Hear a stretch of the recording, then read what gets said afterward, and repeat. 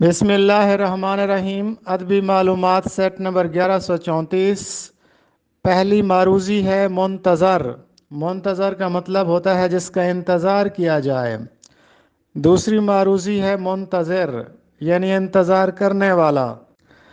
اقبال کا ایک خوبصورت شعر ہے، کبھی اے حقیقت منتظر نظر آ لباس مجاز میں، کہ ہزاروں سجدے تڑپ رہے ہیں میری جبین نیاز میں۔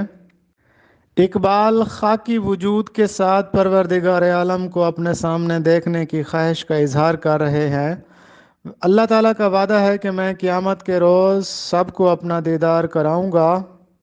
تو اقبال کہتے ہیں کہ اب قیامت تک کون انتظار کرے، اب انتظار مجھ سے مزید نہیں ہوتا، تو میری شدید ترین خواہش ہے کہ اے پروردگار تو میرے سامنے لباس مجاز میں آ جا، کہ میں اپنے خاکی وجود کے ساتھ تیرا وجود دیکھوں، اور میری جبین میں ہزاروں سجدے تڑپ رہے ہیں، یعنی کہ اور میں تیرے سامنے جھکنا چاہتا ہوں، سجدے کرنا چاہتا ہوں، اور تجھ پر ساری محبت نثار کرنا چاہتا ہوں۔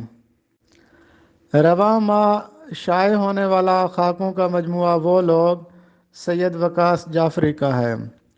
کچھ نقاد کہتے ہیں کہ یہ تاثراتی مضامین ہیں، اور کچھ کہتے ہیں کہ یہ خاکیں ہیں۔ ہتھیلی پر سرسوں جمانا، اس کا مطلب ہوتا ہے نہایت پھرتی سے کوئی کام کرنا۔ اردو کی پہلی تمثیلی داستان سب رس ہے، اور اس کے مصنف ملا وجہی ہیں۔ اردو ڈرامے کا آغاز 19ویں صدی میں ہوا، اور اردو افسانے کا آغاز 20ویں صدی میں ہوا۔